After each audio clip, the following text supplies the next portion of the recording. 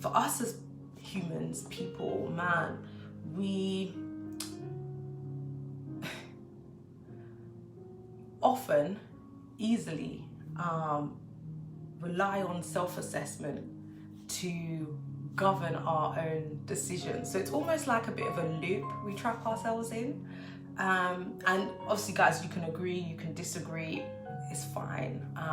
It's an open forum. That's the joy of, you know, broadcasts like this.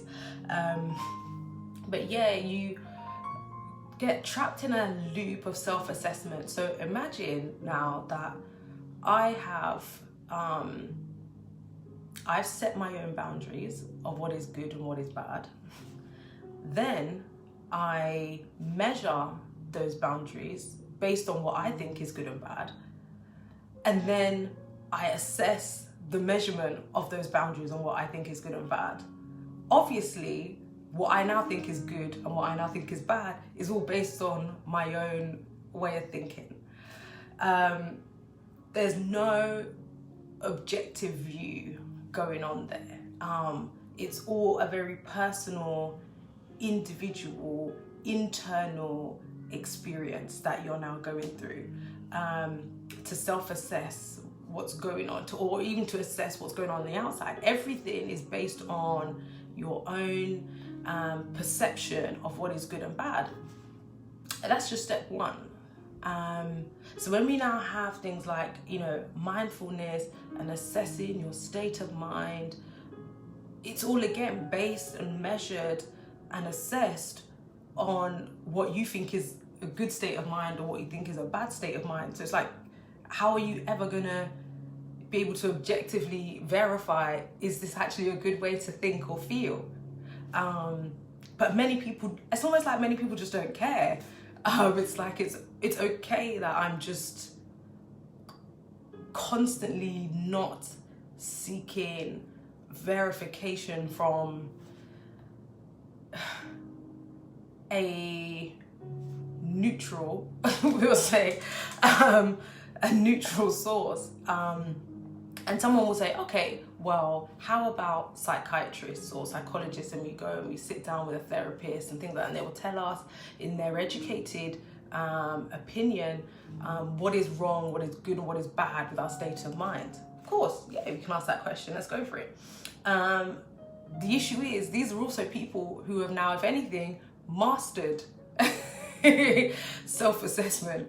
So it's like a blind person leading another blind person, because what was their consultation process in order to get there? It was their own mind again. So what I put to you guys today, and this as it's more of like a gist with some scriptures. What I put to you guys today is, where did that initial imprint and code come from? And that's kind of the question I want, I guess, for you guys to kind of go away with, and you can, you know, think about it in your own time. But yeah, where did that initial code come from?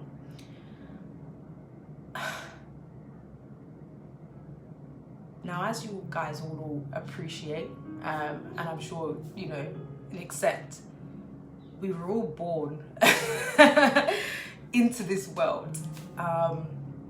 We were all born into this world, and everything from the minute, the second even that we're born,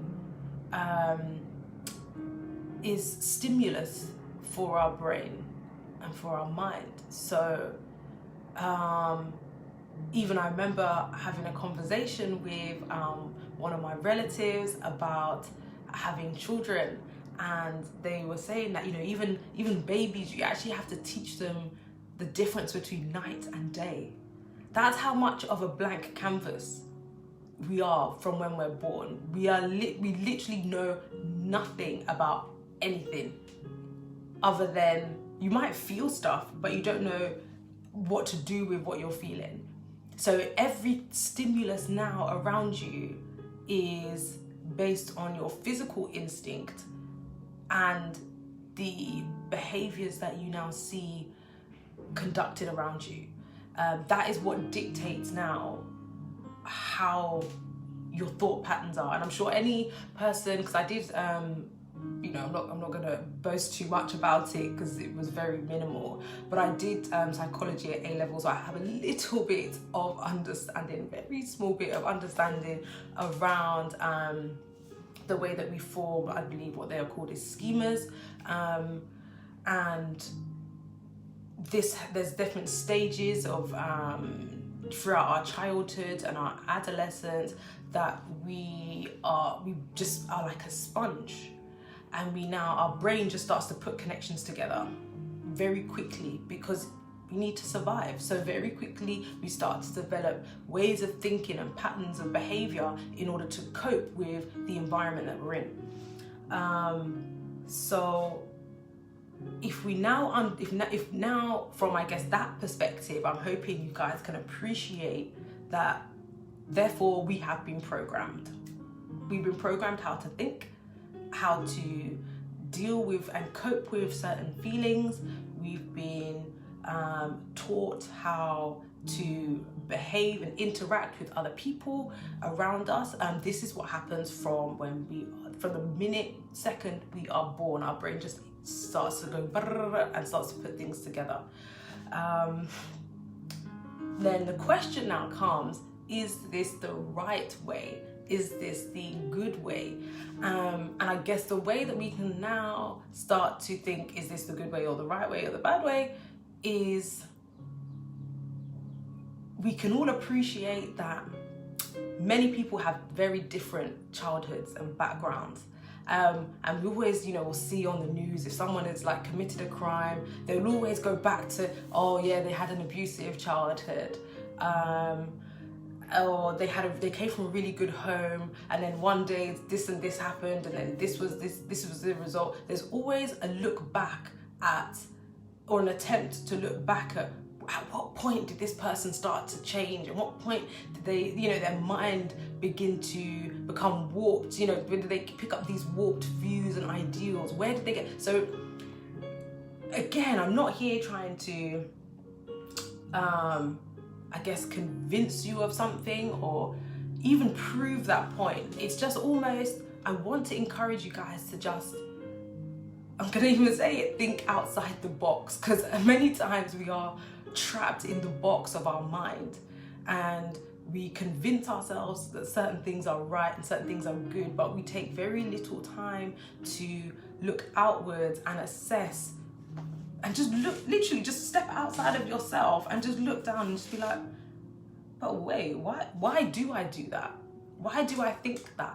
But to be honest, the ability to do that, and obviously I'm here as a Christian pastor, the ability to do that and do that consistently comes through the alignment and the proximity now that you have come to God, because it is only when you can now look on an example of something that is good that you now can assess that perhaps something else is bad. But if you've never seen that alternative before you, then of course you're only ever going to be thinking, well, what you were doing before is the right way. And so I've spoken for a few weeks now about being in the light of God, and because God is light, and as we know, the devil is dark. So if you are constantly illuminated by the presence of God and by His word, and you then now can see that perhaps there is an alternative to or an opposite reaction and behavior to what you've been doing before. And it is now in that space where you can now carry out the verdict and the sentence of that assessment. And I wanted to talk, because I think last week, if any of you watched my broadcast last week, you will remember that I was talking about truth and lies, and something I raised was the lies that I was told as a child. So this is slightly moving away from schemas that we hear about in, you know, psychological terms and psychology terms, and more to the prison of the mind, and how easy it is for our mind to just become a maze that we can never get out of, except for the help of God and the light of God to guide us out. So yeah, when I was 8 and my dad died, and I said to you guys last week that the conclusion that I arrived at through the help and assistance of the devil was that my dad had actually chosen to die because I wasn't smart enough, I wasn't pretty enough, and I wasn't funny enough. And at the age of 8, you're quite impressionable still. And this was all very internal, so, and very convincing as well at the time. So now, inside my mind, those were the walls. That was the limits, that was the barriers, that was as far as I was ever going to get in life. It is now like the walls of that prison were formed. And in every other action and behavior and thought pattern always played off those walls. So everything now revolved around proving that I wasn't pretty, I wasn't funny, and I wasn't intelligent. And constantly now, so it's like I could never escape, because every time it's like I went and acted outside of that way of thinking, or to disprove that way of thinking, I would literally hit the wall, and I would just go right back in my box. And every action now even geared towards making sure that truth, that perceived truth, that lie was real. And then it now became my truth. Do you understand? So I think maybe a lot of people as well say, oh, I'm just speaking my truth. I'm speaking my truth. Yeah, okay. But your truth is actually a prison. It is, and I will boldly say that, because I know what civilization and what society built that. It is a society of bondage by fear, bondage that has its roots in just misappropriated, misinterpreted truth. So it's picked up truth and it's just manipulated it, twisted it, and it's put it back out there, and we all just eat it up and accept that, oh yeah, this is right. And now we form truth of it. But if we look honestly at the world around us, can we really say that the world around us is the result of goodness? Can this be the intentions of God, the desires of God? Why would a creator create evil or desire evil amongst his creations? And it turns the word of God into lies effectively. And so many people now will turn away from God and just be like, well, yeah, God said it's supposed to be, you know, blessings and favor and grace.